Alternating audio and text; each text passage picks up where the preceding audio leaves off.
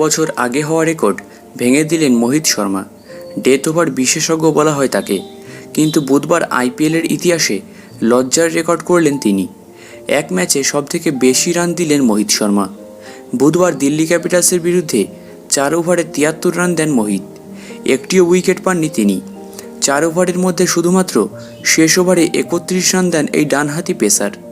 এর আগে 2018-তে সানরাইজার্স হায়দ্রাবাদের পেসার বাশিল থাম্পি আরসিবির বিরুদ্ধে 4 ওভারে 70 রান দিয়েছিলেন। সেই রেকর্ড ভেঙে দিলেন মোহিত। তালিকায় 3 নম্বর স্থানে রয়েছে নিয়াস দয়াল। গত বছর গুজরাটের হয়েই কলকাতা নাইট রাইডার্সের বিরুদ্ধে 4 ওভারে 69 রান দিয়েছিলেন তিনি। দিল্লির বিরুদ্ধে শুরু থেকেই রান দিচ্ছিলেন মোহিত, কিন্তু তারপরেও তার উপর ভরসা রেখেছিলেন ক্যাপ্টেন শুভমান গিল। শেষ ওভারে তাকে বেধড়ক মারেন ঋষভ পান্ত। 4টি 6 ও 1টি 4 মারেন তিনি শেষ ওভারে। শেষ 3টি বল গিয়ে পড়ে গ্যালারিতে। উইকেটের সব দিক থেকে মার খান মোহিত। ডেথ ওভারে বলের গতির হেরফের করেন মোহিত। চেষ্টা করে নিউইয়র্কার বল করার, তাই তাকে মারতে সমস্যা হয় ব্যাটসম্যানদের। কিন্তু এই ম্যাচে নিজের জায়গায় বল ফেলতে পারছিলেন না মোহিত।